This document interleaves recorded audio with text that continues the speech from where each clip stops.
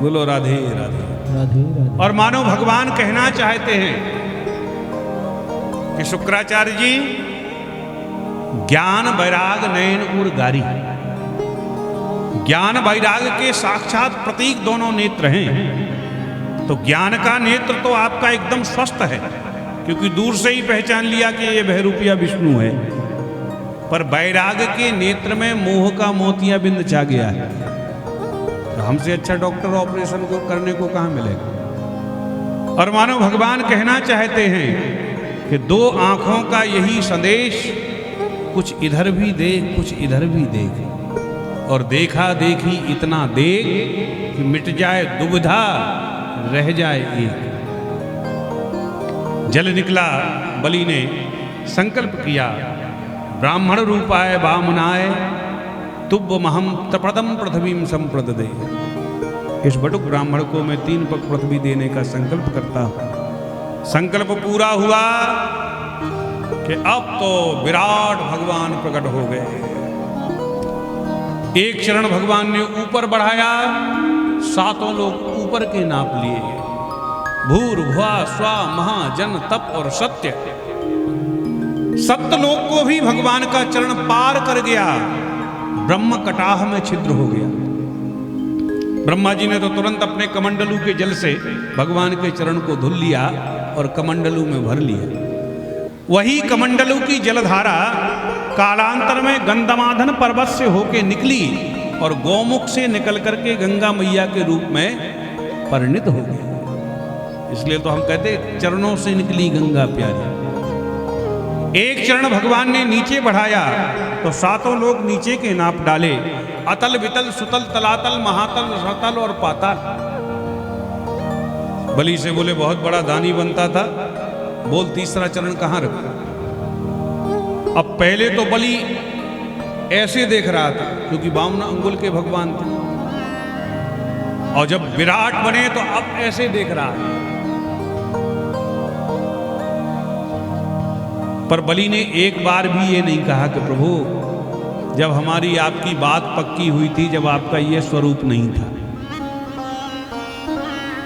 बलि हाथ जोड़ के बोला, प्रभु एक बात कहें। भगवान बोले बोलो। प्रभु एक बात बताओ, धन बड़ा होता है या धनवान बड़ा होता है। भगवान मुस्कुरा के बोले, राजन होता तो धनवान ही बड़ा है, क्योंकि धन धनवान के अधीन होता है।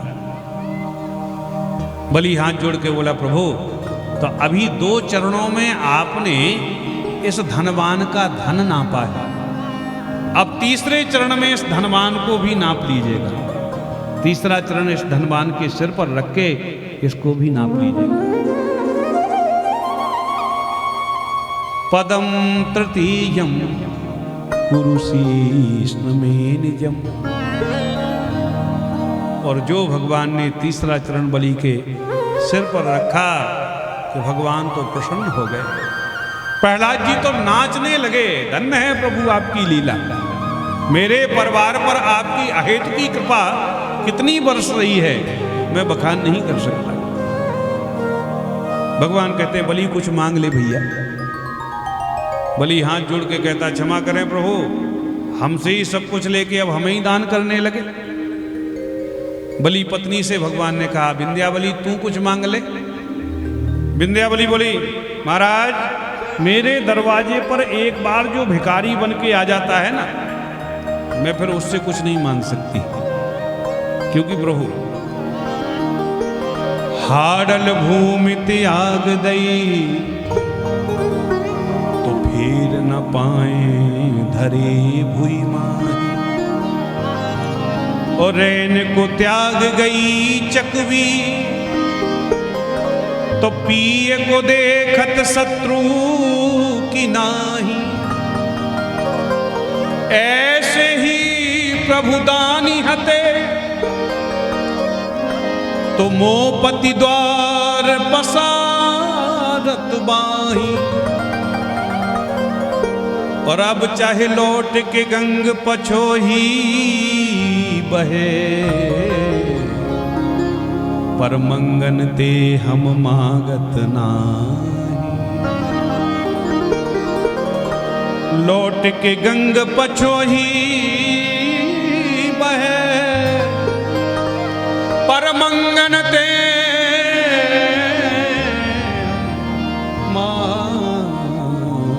गतना। भगवान कहते हैं हमारी प्रसन्नता के लिए कुछ मांग लो राजन। तब बलि कहता है महाराज आपका ये बटुक बामन अंगुल का स्वरूप हमें बहुत सुंदर लग रहा है। मैं चाहता हूं जब जब मैं प्रमुख दरवाजे से होके निकलूं तब तब आपका दर्शन प्रमुख दरवाजे पर मुझे हो। भगवान मुस्कुराए तो अपना पहरेदार बनाना चाहते हो हमें, पर तुम्हारी विप्र निष्ठा से हम बड़े प्रसन्न हुए हैं। राजन जाओ तुम सुतल लोक के राजा बनो, मैं तुम्हारा द्वारपाल बन के तुम्हारी रक्षा करूंगा, और अगले मनमंत्र के तुम ही इंद्र बनोगे। राजन सुतल लोक का राजा बना के भगवान स्वयं पहरेदार बन गए, डंडा लेके खड़े हो गए, जागते रहो जागते रहो। नारद जी दौड़े दौड़े लक्ष्मी जी के पास में गए, मैया मैया। बोलो नारद, पिताजी से कुछ लड़ाई झगड़ा हो गया क्या? लक्ष्मी जी बोले नाना, तो फिर पिताजी ने तो नौकरी कर ली। नौकरी कर ली काहे की? बोले चपरासीगिरी की। कहां? बोले बलि के यहां सुतल लोक में। अब तो लक्ष्मी घबराने लगी। नारद बस यही बात और रह गई थी, बाकी कच्छप बने, मोहिनी बने, मत्स्य बने, और अब चपरासी भी बन गए। अब कैसे मेरे प्राणधन प्रीतम मिलेंगे मुझे? तब नारद जी बोले माता जी रक्षाबंधन का त्योहार आने वाला है और बलि के यहाँ कोई बहन नहीं है। लक्ष्मी जी बोले जाओ जाओ अब हम सब काम कर लें। लक्ष्मी जी आई और बीच रास्ते में बैठ गई। बलि वहीं से निकले तो लक्ष्मी जी रोने लगी। बलि दौड़े दौड़े आए, अरे बहना काय को रो? लक्ष्मी जी बोली कुछ मत पूछो भैया, रक्षाबंधन का त्योहार आने वाला है और मेरे कोई भाई नहीं है, मैं किसको राखी बांधूं? बलि हंस के बोले अरे बहना, तुम्हारे कोई भाई नहीं तो हमारे भी तो कोई बहन नहीं है। आज से हम एक दूसरे के भाई बहन बन जाते। लक्ष्मी जी को अपने घर लाए बलि। रक्षाबंधन का त्योहार आया। बलि की कलाई पर लक्ष्मी जी ने राखी बांधी। बलि बड़ा प्रसन्न हुआ, हाथ जोड़ के बोला बहना आज जीवन में पहली बार किसी ने इस कलाई पर राखी बांधी है, मांगो क्या चाहते हैं? लक्ष्मी जी बोली जो मांगेंगे वो मिलेगा। बोले पक्का मिलेगा, मांग के तो देखो। तब लक्ष्मी जी हाथ जोड़ के कहती भैया और तो भगवान की कृपा से सब आनंद है, पर आपके प्रमुख दरवाजे पर जो ये बामन अंगुल का बौना द्वारपाल लगा है ना, ये बड़ा सुंदर हमें लगा है, इसको ही दे दो। जो द्वारपाल मांगा तो बलि समझ गया, हाथ जोड़ के बोला देवी सच्ची बताओ तुम हो कौन? तब लक्ष्मी जी अपने असली स्वरूप में प्रकट हो गई और हाथ जोड़ के बोली भैया मेरे पतिदेव को तुमने द्वारपाल बना लिया, मैं कहाँ जाऊं? तब तो बलि ने तुरंत भगवान को अपने पास में बुलाया, ए जीजा जी न किधर को आओ। बामन भगवान आए और भगवान का हाथ लक्ष्मी जी के हाथ में बलि ने थमा दिया। तब से शब्द ही प्रचलित हो गया बलिदान। बलि जैसा दान भला कौन कर सकता है? सारे जगत का पालनहार परमात्मा बलि के दरवाजे पर कुछ मांगने के लिए आया तो त्रिलोकी नाथ को तीनों लोकों का दान बलि ने कर दिया। और सारे जगत की पालनहार लक्ष्मी मांगने के लिए आई तो लक्ष्मी को लक्ष्मीपति ही दान कर दिए। और हाथ जोड़ के बोला क्षमा करें प्रभु, आपके पूरे परिवार का यही काम है क्या?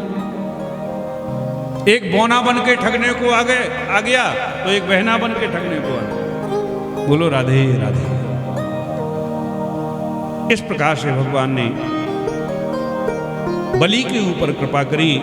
एक मनमंत्र में भगवान ने सत्यव्रत मनु को प्रलय का दर्शन कराया और इसी के साथ में अष्टम स्कंद को विश्राम मिलता है जिसमें 24 अध्याय थे।